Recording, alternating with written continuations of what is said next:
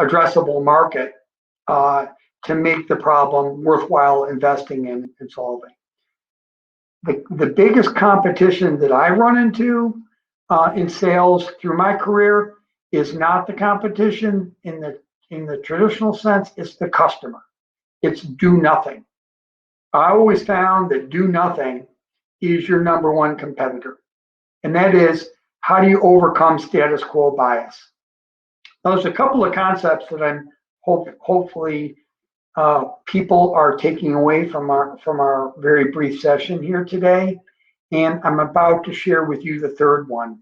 And this is a very effective concept as well as a tool for sales.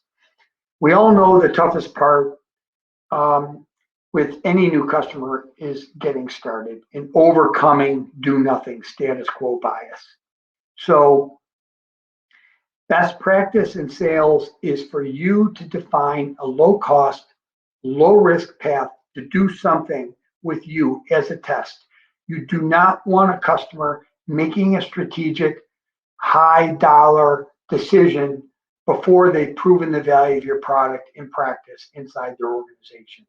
So you have to lower the barrier here, right? And it turns out when you do that, trials with low entry points are extremely effective.